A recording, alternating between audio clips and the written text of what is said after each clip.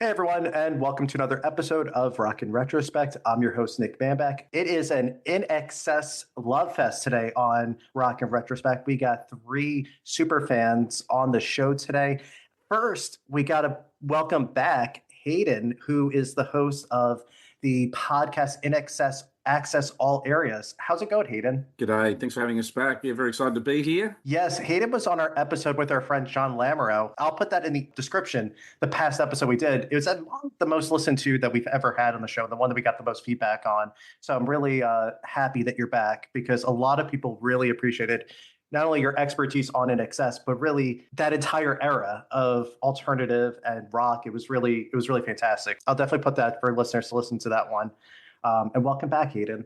Thank you. Next up, we have Jim, who is of the Induct INXS campaign, essentially the campaign to help get INXS into the Rock and Roll Hall of Fame, one that Hayden and John also support as well. How's it going today, Jim? Good morning from where I am. Thank you. An honor to be here and looking forward to having a great conversation. Thank you so much. I'm so glad you're here. And I think, were you at the Rock and Roll Hall of Fame ceremony last year in 2024? Yes, I had the honor to attend with John last year and had an absolute blast going. I think I had a lot more fun at the hall, but the experience with the ceremony was amazing. Yes, I think I saw you at the museum at various points. And I wasn't quite sure. You never want to be that guy that says, are you the person from Induct INXS? Because, when you're in a city that you're normally not, like you live in, you don't know what's going to happen. So I think I saw you at John various times because you had the Induct INXS shirts. Yes. And I was introduced myself, but then I was like, that's weird. And I had my group of friends with me and we all thought the same thing. Maybe we should have in hindsight. In retrospect. But next time we will definitely meet up and we'll definitely introduce ourselves in person, which will be exciting. And thank you so much, Jim. And last we have John. How's it going, John? Doing very well. Thanks for having me. John is a fan of INXS. So Hayden hosts a podcast. Jim has the campaign. And John's sort of the one that's going to help round out the conversation in case we're missing anything or we got anything going. He is making it a full circle tonight. Nick, John's come in off the bench recently for our podcast and sort of been part of our operations team and went on a stealth mission with Jim to the Rock Hall of Fame to spread the word and the love around, I think. Yes, I did. John? That's excellent. And you all know how I feel about INXS. Just for context, before we get started, I always do my top 100 Rock Hall Prospects Project. The episode before this that we released, that was with Joe Quazala of Who Cares About the Rock Hall. We record episodes sort of to talk about that project. And INXS has always been in the top 25 for the last few years. So I always consider them a really big priority. And it's a competitive list, just for people to keep in mind. It's hard to get ranked. So they are 21 or 22 on the list this year, which is still really high. And they're among, I think, the biggest snubs of the Rock and Roll Hall of Fame, especially from the 80s and 90s. You kind of can't tell the story of popular music and rock and roll as a whole without INXS. I would argue that besides you two head into the 90s, INXS were the most commercially successful band in the entire world. So it's really, that's like a feat right there in itself. So this could be a really fantastic conversation that we're going to have today. I know a lot of listeners for my show, and of course, all of the shows and the work you all do, you have INXS fans. So this is going to be really exciting tonight. So I wanted to kind of talk a little bit about the work that Hayden, John, and Jim do to help spread the word about INXS to their audiences. And, I thought that would be a really good opportunity. Hayden, would you like to talk a little bit about your podcast? Sure. Well, I felt, I guess for a long time, particularly in the sort of the late 90s and obviously Michael passing, then going to the early 2000s, INXS were going through what we call in Australia a tall poppy syndrome, where they came, they'd gone, they'd lost their lead singer. They were spending the better part of 7 or 8 years contemplating whether they were going to continue. And when they did, they were being knocked down from pillar to post and things like that. And the narrative was quite sort of negative. The sphere of Michael's passing sort of hung, pardon my French, but over the band in terms of like a pall. And slowly but surely, they got on their feet again. They did Rockstar INXS, and then they started touring and recording, and then they started to get some commercial success again. But, again, they were eligible for the Rock Hall of Fame in 2005, and probably that next 5-6 years never really discussed as an option. So it was always in the back of my head as podcasts became more popular as a vehicle. I thought, well, there's nothing in the marketplace that sort of does a retrospective on the career, dives deep, looks at everything in a sort of I won't say an independent way. We're all pretty passionate, but there wasn't sort of a narrative out there that, was in the podcast world. And I thought, well, this is something I'd love to do. And they were the music of my youth. And I felt, I had a personal experience as a fan to maybe share, the good, the bad, the ugly, the successes, the ups and downs, and try to do it in a truthful way. Yeah, and I think you all do a wonderful job on that podcast because it's a legacy that deserves to be appreciated. But also, I feel like sometimes you need that reminder of like, why is a band or an artist special?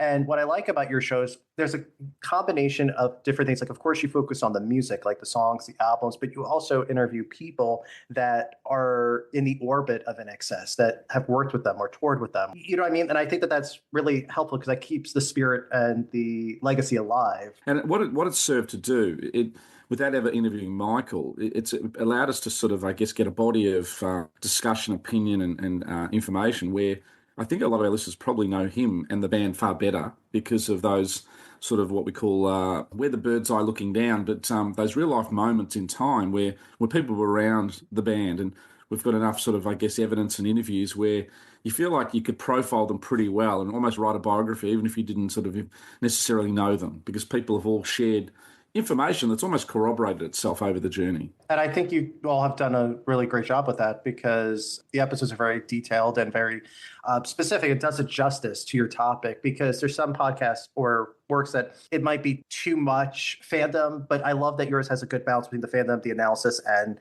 sort of makes it palpable. You know what I mean? That makes it, as someone who is a listener, appreciate that. And I said, thank you. I appreciate that. I said to B when we started, because I don't want this to be just breezy and sort of surface deep and every song that they've ever made you love. I said, particularly when we did album reviews, we probably didn't know if we were going to go beyond 20 episodes. Hence, we did four album reviews in the first 14 episodes.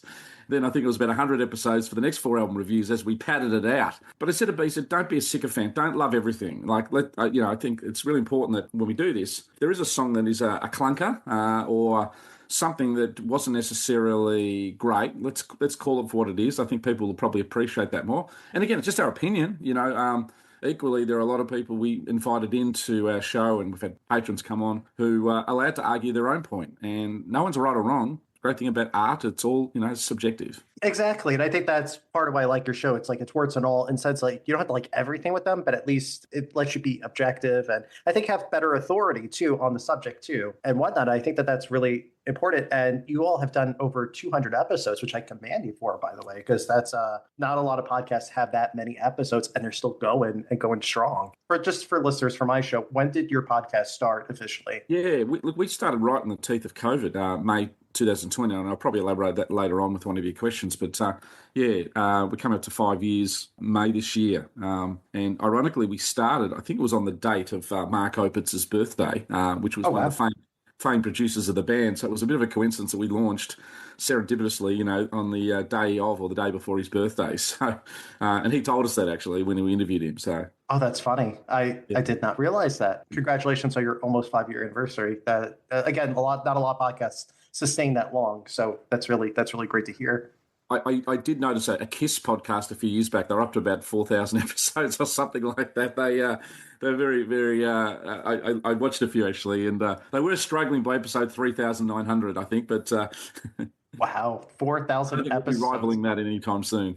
I don't even want to know what their makeup budget is for that. My goodness. Actually, they may not need it for their podcast, but still, that's wild.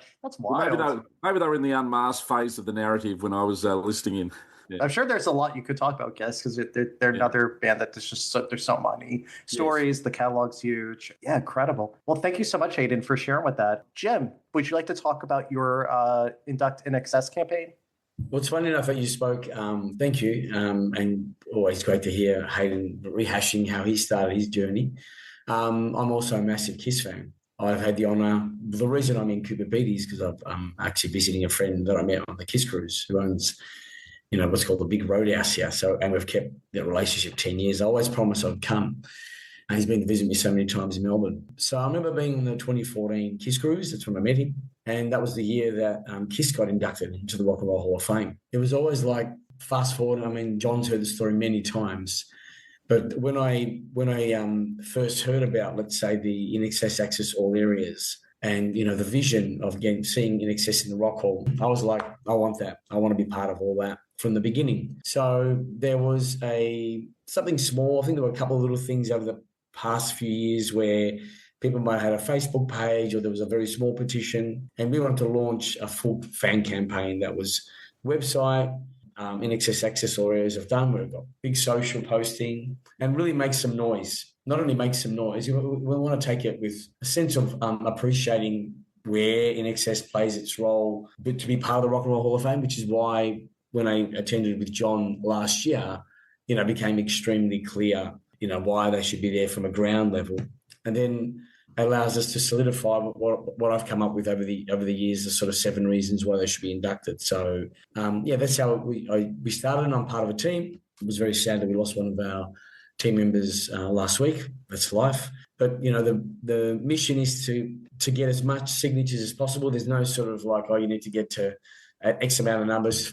That doesn't work that way. But it's more about creating this incredible noise and passion and inspiration about why INXS should be there. And people are noticing. That's the most important thing. Definitely. And I think that the work you do is really important, especially because you have that change.org petition. And I think it has over 18,000 signatures, which is a lot. I mean, as someone who has followed the Rock and Roll Hall of Fame, has written about it, do podcasts on it for over a decade, that's a lot of signatures. That's among the most out there in terms of the sheer number of people who are signing it and still signing it to this day. So it's sort of, the reach is still there. And clearly there's an audience or a market that is untapped that the Rock and Roll Hall of Fame hasn't really capitalized on yet.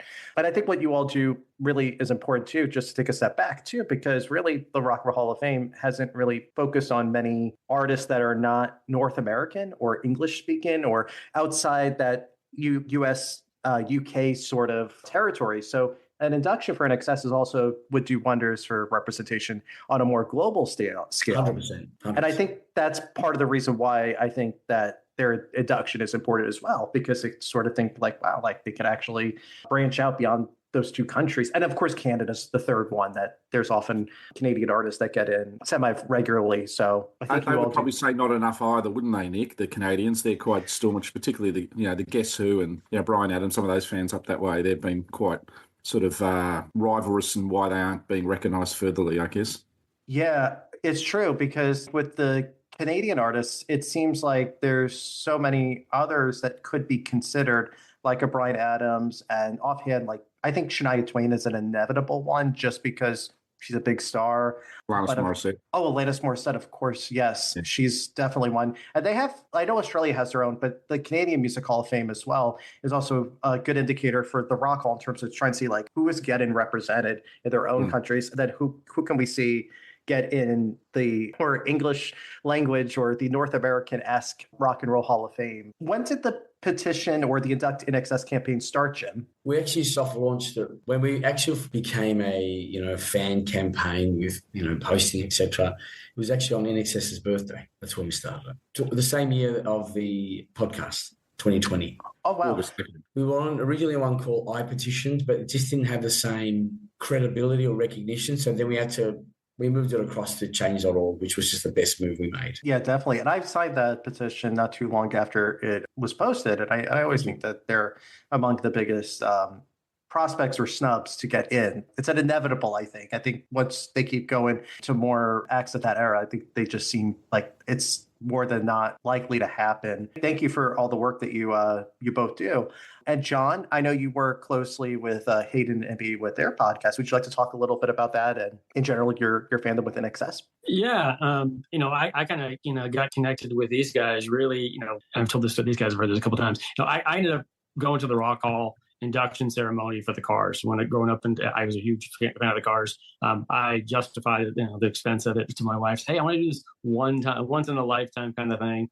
And I went in, obviously a fan of an individual band, the Cars. And I went to that ceremony. I came out a fan of the whole. I was just enamored with the whole thing, watching and meeting, fans of the Cars and Bon Jovi and the Moody Blues and all these people, and hearing all these passion stories, and then watching the impact of watching the bands get in, and just it meant something. It just ignited a passion in me that I didn't know I had. And so I started going to all the ceremonies and everything, and I saw all my favorite bands. The Depeche Modes, Judas Priest, The Cure, Depeche, Duran Duran, all these guys kind of get in. But my all-time favorite band was INXS, and so I went looking for, because I'm seeing all these bands. I'm like, INXS was comparable. Why isn't INXS in? So I went looking to say, hey, is anybody kind of working on this? That's when I found Hayden and B's podcast, and I remember listening to the first episode.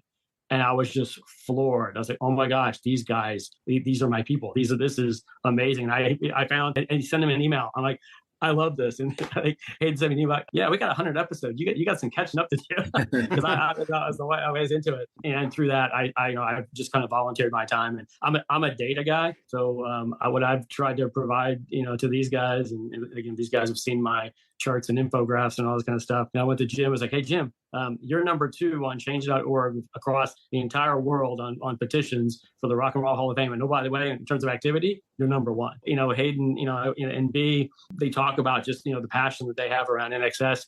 And I'm like, guys, when you look at this stuff, and let's go pull gold, platinum awards, they're comparable to all of these bands. In fact, they've got more than Judas Priest and Def Leppard and all these people. They do belong, and not only do we, do they talk about it, the data backs it up too, and say, hey, do you guys want my help in doing some of that? And they said, come along for the ride. Yeah, that's a big part of following the Rock and Roll Hall of Fame, is that you have to sort of look at it from the perspective of data, because unlike a sports Hall of Fame where you have statistics, achievements, things you could point to, more of a scientific metric, it's harder with an art form like music and trying to judge it, because musical excellence is really the only marker, but that's so vague. But there's also ways that you can kind of look to an artist's worthiness in terms of how many albums did they sell? What awards have they won? Where have they been on the cover of? Different things within the industry that could help you sort of point to an artist to say, yeah, they did make an impact. And yes, they are on this list. They were at this award show. They performed with these people, and they have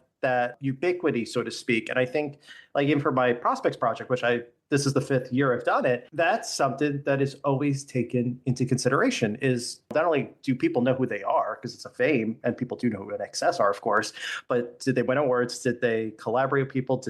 Are they defining an era or a genre or a style? And they do. And it's funny you mentioned the Cars as your first induction ceremony. I think that's the most important induction in the last decade. And I'm going to tell you why for a minute. If you think about it, for the 2010s, the Rock Hall was sort of not inducting new wave or alternative artists, really, unless they were obvious first ballot inductees. So think the Pretenders, the Ramones, REM, so on, those people that got in right off the bat. A lot of those artists of that era and style completely struggled for the next 10 years. And they tried The Cure, they tried Depeche Mode, they tried the Smiths, they tried all these bands, and none of them were really sticking.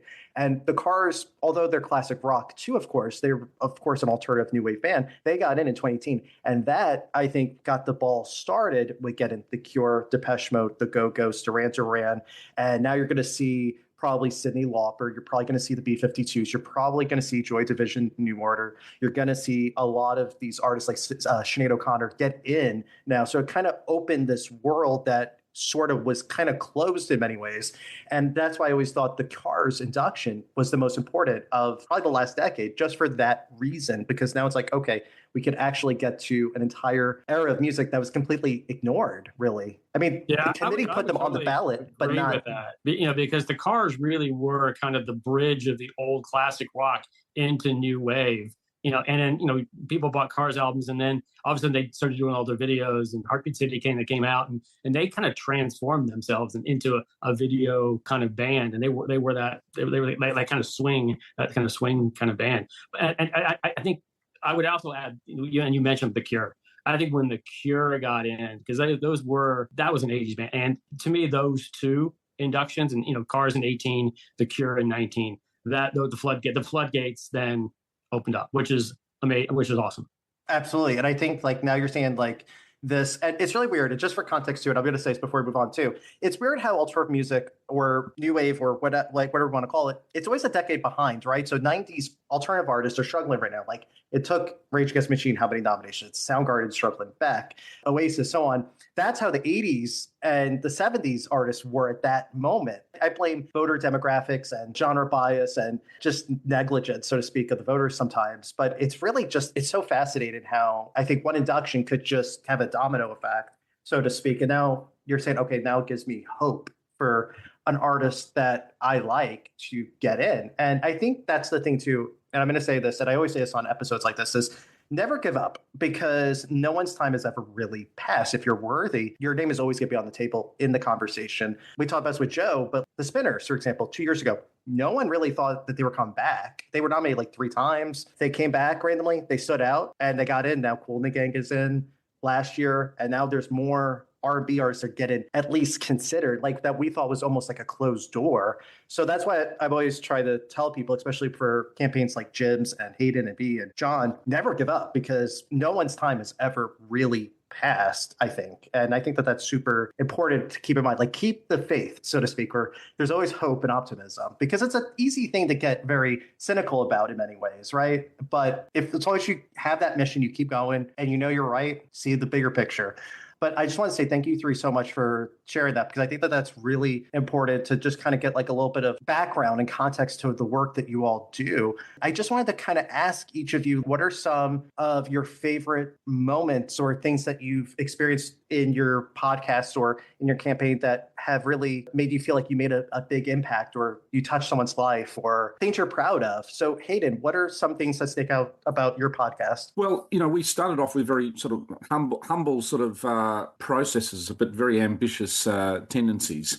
We were hopeful that it would reach an audience, and we felt that the band, with this sort of latent, sort of dormant act, that once people sort of were reprised of their career, that would reach an audience. And hearing sort of John, who came in at probably episode 100, go, wow, these are my people, makes us feel very, very proud that we connected with him and our listeners, like Dr. Jim's been there from the start, really listening in. And I felt like, what we were able to do is make INXS cool to like again and remind people of the depth of the catalogue and take the narrative away from Michael's passing and shift the narrative into this body of work. And deliberately, I set up the podcast to be a narrative that was 1977 to, I guess, 2014 at the height of the miniseries, to be this underlying narrative where we would go through pretty much every sort of episode, every second episode, with a theme going forward, whether it was the releases of the material, whether it was the guests that were there over time. But we had this sort of thread running through that this is a biography of their career and a celebration and a deep dive of their career. And two things, the audience we've touched probably is the proudest thing, having people go to cover shows in Adelaide and take flyers on behalf of our podcast and with QR codes to listen in, and people who have supported the podcast and the band, initiative to get into the Rock Hall of Fame. And secondly, just the guests that I think, particularly in COVID, who came on, who it was, again, serendipitous in the sense that they all had time to talk. We had Andrew Farris come on for 3.5 hours. I remember that. That was a fantastic episode. We had to break it into 3 episodes, and, he from the band came on. But look, someone like in the early days, like Nick Egan was our first truly big guest to come on, and I was there by myself doing it, and B was stuck at work, and Nick was half an hour late, and his opening line when he jumped on was, "Sorry, I'm late. I was just up at John Taylor from Duran Duran's house. We got a bit tied up on some doco work." I'm like, whatever, no problems. Press record. And then he had said to us initially in the podcast, goes, "Oh, I was driving up in Napa Valley with my wife and I was listening to a Charles Manson deep dive podcast, and then your one was underneath. I didn't know whether that was, portent to things." And then I was like, "Well, people are finding us all around the world." Then Mark Opitz saw it, and he lives in Australia. He's obviously the main producer of the band, but he just sent us an email going, "Oh, here you got a podcast. If you'd like me to come on, I did a little bit with the band." And I said, "Yeah, great." And so the guests coming on have been very giving, and I think they sensed the narrative of the show, and it was a deep dive, and it wasn't sort of a 7-minute, go plug what you're doing and a little bit of a retrospective and whatever. Like, it is literally a deep dive. And maybe as you've experienced and enjoyed, Nick, this long form way of chatting to people is such, it's interesting in a world where attentions are so low now. I don't know about you, if you have buffering on your phone for more than 2 seconds, we get irritated, For me, I could go listen to a 2-hour deep dive of Bill Simmons talk to Matt Damon about growing up in Boston, because I love the long form way of communicating, and our guests have embraced that too, which I think has been really special. I like that about your show because to me, that really helps not only do justice to the topics and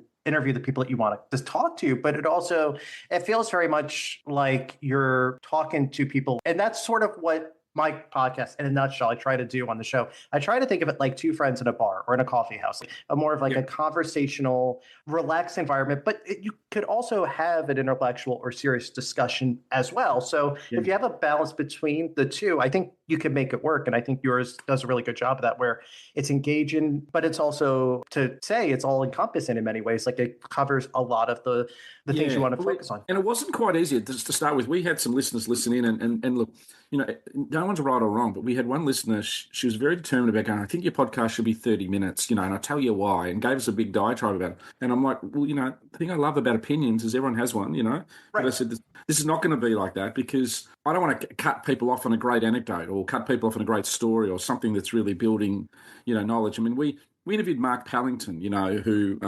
fantastic, film director, fantastic video director, did a lot of stuff with U2 and Pearl Jam, and Shania Twain you mentioned earlier, and a great director, made one of my favourite movies, Arlington Road. And halfway through the interview, when we were talking about INXS not being in the Rock Hall of Fame, it didn't pause the interview. He said, listen, hang on a second. You're telling me they're not, INXS aren't in the Rock Hall of Fame? I said, no, they're not. And he said, hang on a second. So he rings up a buddy of his who's part of the production team of the Rock Hall of Fame. And this is right in the middle of the podcast.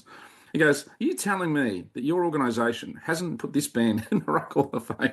He was perplexed. He did the video for Beautiful Girl that got Grammy nominated, and he just was so surprised that hadn't happened. And some of those little special moments that just happen randomly that you can't really, put on a running sheet, they just sort of organically happen through an interview. Again, quite special in memory when you think back. That's amazing. I wish I could just call someone from the Rock Hall and be like, how dare this artist not be in? And I've talked to people that have been connected to the organization over years through like my write-ins and the podcast even sometimes. And it's always like this sort of, I don't know about you, not that you're starstruck, but you're thinking like, oh, wow, like I'm not supposed to know this, I feel like. And it just gives you some sort of, you just feel good in a way, because you're thinking like, okay, someone is noticing what I'm doing. It's rewarding. One of the best episodes I think y'all ever did was you had Nile Rodgers on your show. And I thought that was fantastic, because whatever time zone, Nile, you are available, we will talk to you whenever. But is that one that you would like to just briefly talk about? Yeah, look, I mean, that's a classic case of imposter syndrome kicking in. I just flippantly send very, very gratuitous invites out to various people around the world. The most famous I could think of, like Mick Jagger, Bono, whatever. But somehow Nile Rodgers' manager emailed me back saying, yeah, Noel, come on. And I did tell, for the sake of the listeners, I did tell a bit of a porky pie. I said, look, Tim Farriss from INXS is such a great fan of Niles, and Tim's coming on our show soon. He'd love to, we'd love to do an episode where Tim and Niall could recapture the original Sin, story, because, Tim loves Niall and he loves his solo album. So I did put a bit of a bait on the hook there. Now, Tim ultimately couldn't come on the show, but Niall had committed to come on, and then we did it in his change rooms before he went on live, and Dr. Jim was with me, and it was a complete amateur hour. We had our own sort of GoPro / selfie stick and whatever there, and we had B simulcast from Coffs Harbour. She couldn't come down. And we had 30 minutes with Niall before he went on stage, and he just shared a deep dive into how he worked with the band, and we're in the change room there, backstage, and he's such a generous guest, because he's talked to many podcasts over time. So I don't feel, look, we feel special, but we don't feel necessarily like, that we were special in a way for him to come on. He's always been such a generous interviewee. He's such a great storyteller. He's got such an erudite memory about what happened and how and why and when. And that was a joy to have him on, and then go watch the gig afterwards, That was amazing. I remember when that happened, and I'm just thinking, it's such good times for your podcast, like pun intended, because that's just, it's such a big get as someone who is inducted into the Rock Hall of Fame. That's another story that we won't get into with the whole Chic debacle, the 11 nominations. But you don't know, when you did your pun then with Good Times, that INXS have got a song called Good Times and another song called Good and Bad Times. So there you go. as well as your cheek.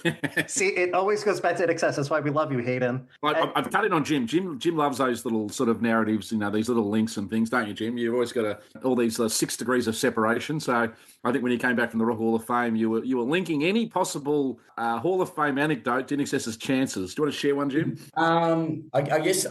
Firstly, to answer, if I can just say, just to give a little snippet about the best thing that's been part of this journey is obviously hanging out with fellow INXS bands, and say someone like Hayden and John, Hayden's got that very meticulous knows stats and what was done, who's the producer, which I've learned a lot from. Or someone like John that's actually put it on a map, where things sit. Really fantastic. But I think one of the greatest things I actually saw at the Rock Hall, which I experienced with John, which was interacting. We're obviously dressed up in INXS paraphernalia. We're INXS advertising, right? And when you actually come across a nominating committee member, Alan Light, and his first thing is, relax, man, keep fighting the fight. It was more like, how good's that? There's people know who INXS is. And then when you had the number of fans, it was this divine timing. And John's very connected and intuitive with Rock Hall energy, I'll call it. And we landed at this, where they were running a podcast under Sound Up, and it was Mark Goodwin, Alan Light, and then this community called the Sound Up / Volume Maniacs. Interacting with the fans was just magic. That part was amazing. So to me, I love hearing the stories. Yes, I had the honor with being with Hayden and meeting Nile Rodgers, and I've had the honor, not only that, meeting Andrew through you guys, and I've gotten to know him. So I'm blessed a million times over. Meeting John and going to the Rock Hall, I'm blessed a million times over. But one really cool thing, because I was telling Hayden, INXS is actually already in the Rock Hall called the 1984 room. And they didn't spot it till after John and I were there for 3 days straight. And they've got a section there about the swing and the 1984 album. And in that, it says something along the lines of, that fusion, that music was the fusion of rock and funk, which we know was one of the big things, particularly with What You Need, particularly, Listen Like These album, particularly Kick, and then it went on with X. So INXS is already a known and recognised on that level, 1984 room, which got released, I think, end of July last year. To me, yes, there's the element of the Cars and all these 80s bands and new wave bands that are getting in. To me, that was the biggest thing that was now they're opening the door. It should be a 1987 room, right? Which would be phenomenal with, Def Leppard and Guns N' Roses, which was a big year. And Alan Light actually the nominating committee member, wrote about this thing called the 1984 concept in 2014, 10 years ago. And here we are now seeing it with our eyes. So it was divine time. I can't agree more. And they are in that exhibit. And I think that gives you validity too. It gives you a little bit of hope because you think, okay, they at least know who they are. They're not completely ignoring them, so to speak. It's just really interesting. The one thing I did want to ask you, Jim, because this stuck out to me a few years ago, is on Billboard, who have interviewed people from Billboard on the show before. They actually had an entire article, I believe, about your campaign, right? Yes. I think it was just something they found us online. Obviously these days things are so accessible via the internet. And I'm not sure how maybe it was via management. It was here's these guys trying to create some noise about INXS getting a nomination. So they picked up on, at that point, we're at 10,000 or 15,000 signatures. I can't remember. But yeah, that's how that happened. We didn't actually sit down and talk to them, but they just, that our names are attached to this petition that's been running now since 2020. It's just so cool, and it's free publicity in many ways for your campaign, and it's really getting the word out, especially on a website as big as that. So when I saw that, I was like, oh wow, that doesn't happen all the time with these types of things. As someone who follows the Rock Hall, it's very, very few and far between. So I thought that was great. And I remember in the article, they sort of talk, of course, about your campaign and its history and stuff, but they sort of gave a little bit of things that sort of we're going to talk about later, like why they should be in or what did they do that warrants it. And they do a good job with that succinctly, but they also kind of give a little bit of hope because at that time it's 2022 and you saw Duran Duran, the Eurythmics, and people like that get it in. And I think it was just really cool. It's like, I just wanted to congratulate you and your team because that's, like I said, that doesn't happen all the time on platforms like Billboard, which is a mainstream publication. Congrats. Thanks for that, Nick. Thank you. But I think it was, it's everyone's effort. It's not. I mean, obviously, we all have roles here. The Of course. ancestral areas are doing the deep dive with we get INXS in the rock hall. We're doing the petition. John's this, incredible collaborating mind. Using stats and information, and a real passionate fan. Like all of it plays a role. And I think there's no doubt. It's funny, like being at the rock hall, even being here where I am now, like in Cooper Pedy, I'm in the location where they shot the film Kiss the Dirt, the film clip. Everything falls in place, and when you're on that wave, you got to keep flowing with it. Yeah, I totally, that's what I admire. That's why I wanted to invite you all. One of the main reasons, because this is like a team effort. It's not just one person sort of trying to spearhead a campaign. There's a lot of moving parts and a lot of people doing different things that are trying to make this happen. And that's what I sort of admire about all the work that you all do, just in different ways, because that's a good thing to see, especially something where, like, when you follow something like this, you can feel sometimes very isolated or feeling like, are people listening to me or agreeing with me? And I really like that you all have this camaraderie. And it's not like this rivalries or anything. It's all in the good fight in the name of getting into INXS into the Rock and Roll Hall of Fame, which I think is really wonderful. So, can I add one thing to that? I mean, absolutely. Because these guys have built, particularly Hayden and B, they have unlocked a community of passionate fans who want to see their favorite band get this lifetime achievement accolade that they so deserve. And I think that what they have done to do that, I talk about being the data guy. One of the things these guys have done is, they give me access to, some of their stats and whatnot. And I pointed out that, and this is no joke, like there are people from 90 different countries who are listening to a podcast that is focused on getting INXS into the Rock and Roll Hall of Fame. You said at the beginning of the kind of intro in terms of, that the Rock Hall tends to be, somewhat North American or American kind of centric, but there's this energy around music that is global. And what these guys have done, they have unlocked that passion of 90 different people from 90 different countries are actively listening to these guys talk about the artist, the band, the songs, the things that we're all, and with the end goal of, hey, let's get these guys acknowledged. Let's get them into the Rock and Roll Hall of Fame. And how do we do that? And it is a collaborative thing. But I just think I wanted to mention that what they have unlocked with this, it is a really special thing. It really is. And I really think part of what is important about this, and I kind of said this earlier, is like you have to keep going with it. You know what I mean? Like, it's one of those things. That's what I like about all the work you all do, is that you're still trucking along. You're still going, because that's the biggest thing. You just can't give up on this. Like, if you really believe in who you believe in, that should be in, then you always put the word out and do as much outreach as possible. And with that said, you get to sort of meet people that you never thought you were going to meet. And then that's how you network, and that's how things happen. So I really admire that. I think other people who are petitioning other artists into Rock and Roll Hall of Fame should look at you three and B as like inspirations, and the Induct and INXS people, the rest of them, they should look at them as like kind of sources of inspiration on how to properly start a successful campaign or successful collaborative group. What I saw lacking was there was no discussion. Right. So it was like, if I can create one lever that opens up a discussion and creates, a lever like a domino in a way. And far be it from me to arrogantly think that our podcast alone is going to be the genesis or the instigating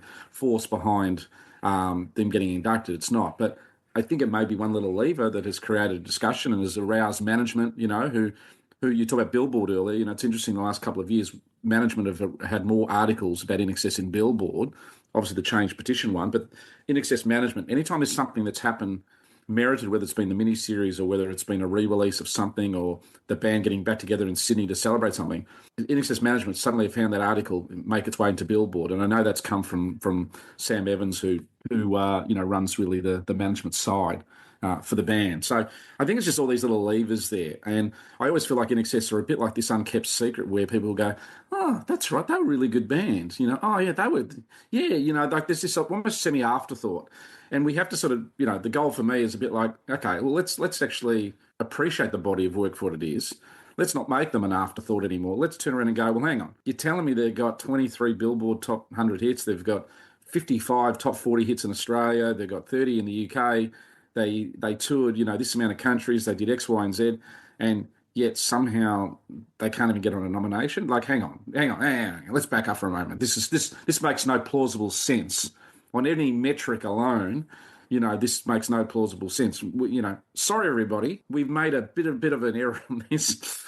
Now, again, that's my sort of cynicism side coming out, but it's almost a bit like they've come from a long way back in the consciousness of that committee. So maybe our podcast and everything else Jim's doing and everything else that management does, and putting a song like Never Tear Us Apart in the new Nicole Kidman movie, and and all these little levers, they just actually wake people up a little bit to go, oh my God, oh wow, or Dua Lipa sampling Need You Tonight. I mean, there are all these little things that come along that just add to a reminder of, oh wow, they're pretty good. Yeah, that's the thing, is the ubiquity. Do people still go back to their music or their catalog? And that's true. And I was actually going to bring up Baby Girl because they used Never Tear Us Apart in one of the needle drops in one of the sequences in that movie. And there's an interview in Nicole Kidman on how she got the rights to it. And she was very passionate to get it because she's, of course, Australian as well. So she was very gung-ho on it to include that song.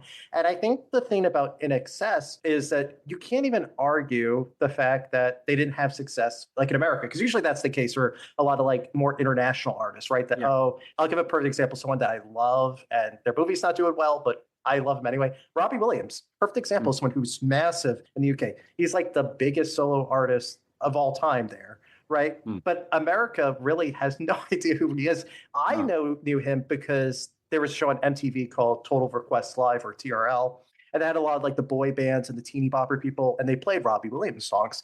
Why do I say this? Is that was like my entry point in like the late 90s and into the 2000s when I grew up. But beyond that, he really had no ubiquity in the US. So for people like that, like Robbie Williams, you can say, okay, well, he's not really big in the US. Like, okay, whatever. Maybe he's not going to be on the radar. But someone like INXS that were nominated for Grammys, they actually swept one of the MTV Video Music Awards with Need You Tonight, like in one video, the Viewer's Choice, breakthrough album, like it won like 5 or 6 MTV Video Music Awards in '88 at the height of MTV, right? And so you could point to something like that, especially now in an era where John Sykes, who used to he used to run MTV because he co-founded it, and there's all these like indicators that, okay, artists who are as popular or as marketable or whatever as INXS have at least that going for them.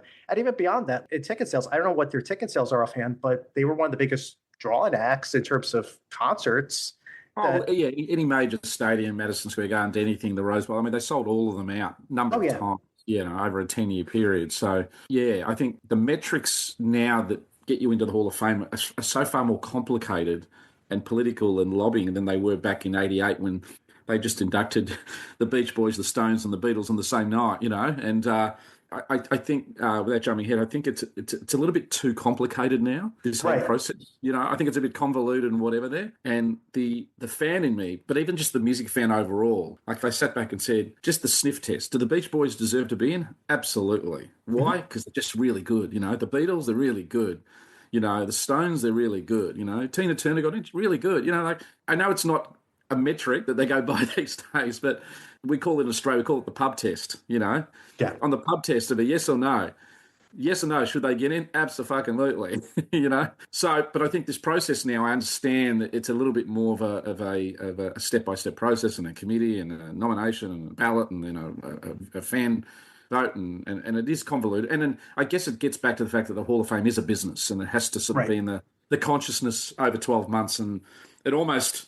it's a bit weird in a sense. What comes first, the actual Hall of Fame's duty or the process to keep the Hall of Fame alive as a business entity? And you probably know more than me, Nick, and I listened to your podcast the other week, is that it's had to modernise its standing in the music industry because they're running out of rock bands. That's true. And I think in a sense of the word, The problem is that, and I'm just going to say it's a side, but it relates to INXS, I promise you, is for about 10 years ago, they started inducting these populist classic rock acts. And I'm not saying INXS is one of them, for example, like just for the argument's sake, but like they started inducting people that were not liked by critics also. They started to induct Rush and Kiss and Chicago, Deep Purple, Yes, and Bon Jovi and all these bands, right? They started to get like this like segue into getting inducted, and they were all rightfully inducted, whether you like them or not. They still made an impact in the footprint and the trajectory of rock and roll. But there was a few years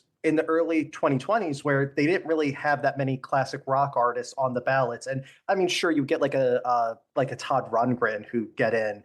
Last year was important because I always thought they would go back to classic rock, because if you go to the museum, like Jim and John, they could attest this, who are the people on the kiosk polls that get the most votes from the fans that pay for admission to the museum? It tends to be the classic rock acts. So your Motley Crues, your Iron Maiden. I can't think of anyone else offhand, but like there's people. 182. Yes, that's a TRL favorite. Yeah, Blink-182, and then Cher was on there for the longest time, and Dave Matthews. And my point is, like, Foreigner got in last year, and Peter Frampton, and Jimmy Buffett, and these are all like classic rock favorites. And my point is that I always thought they would go back, because it's to the point is that it's always a business. Like this is sort of how you get people to market this, to show up at the ceremonies, to buy tickets, and to care about it, right? And I'm not saying that it's necessarily right or wrong. It's just, if you want to keep this institution alive, you have to sort of cater to the audience as well. And I think that really is an important thing to kind of keep in mind, is a lot of these moves are very strategic, and sometimes it gets a little too politicized. It should be really about the music, really, right? The musical excellence component. Do they have a catalog that people know and love? Did they influence people? Did they define an era? I always say this, like, are they the A-listers or all-stars of a style or genre? Those things are what should matter, but many times it's a very political process that it almost is how famous you are sometimes, or what is your ubiquity. And I think that's where sometimes it gets lost, because really the problem with the Rock and Roll Hall of Fame is that they have an identity crisis. They don't know how to define themselves. They have a brand issue in terms of, like, they can't really tell you what it is sometimes. And I'm not saying that's good or bad, because it's an evolutionary term, as it should be. But it's one of those things that I think that they struggled with over the years, and they never really give you a definitive answer. That's why people always question, like, well, what is rock and roll? Who is worthy of it? Who should not be in? And they've been more inclusive. But my point with getting back to INXS is that INXS has a really good shot now, because they get played, especially in America, on classic rock stations, as they would on alternative rock stations, as they would on new wave stations. And that's really an important demographic that they have, because they do get played on there as well.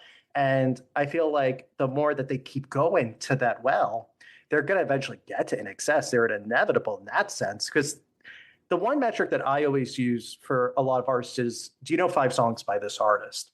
And if you know 10, then you're pretty much like a Hall of Famer, guaranteed almost. That's why I always thought Foreigner was always an obvious one, because they have too many songs people know. And usually when you see them on a ballot, they stick out like a sore thumb, because you can name Hot Blooded, Jukebox Hero, Feels Like the First Time, I Want to Know What Love Is. I can't think of any others offhand, but like there's just so many that and INXS has that level, if not more, that they have, that makes them stand out. And they sold really well in the US too.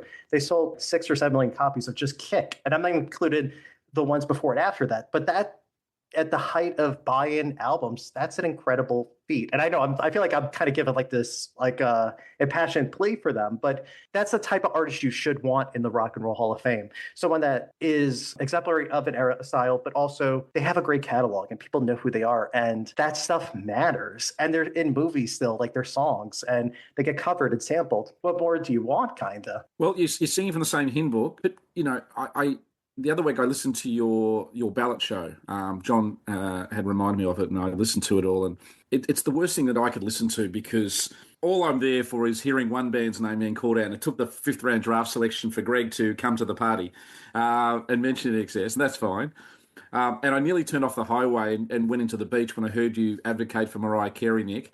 Oh, I did it. I did an advocate for her. Now, who was it? Who was it, Mariah Carey again? Let me look. I think it was Mark offhand. Okay. I think you might have been B-52s actually. No. The interesting about, you mentioned about catalog depth, and but no, I listened to it. You know, and it's it was a great episode. So I say it tongue in cheek, but because there is a great, by the end of it, I'm like, gee, there really is a bigger list of nominees that probably haven't had their due. You know, I just quite don't understand Sinead O'Connor's nomination, when really she's only known in America and pretty much globally for one song that's a cover. Can you explain to me, and I know she passed away, and I feel like the committee and the discussion points are going away from what is the core mission, and that is depth of songs, catalogue, meaningful impact, whatever.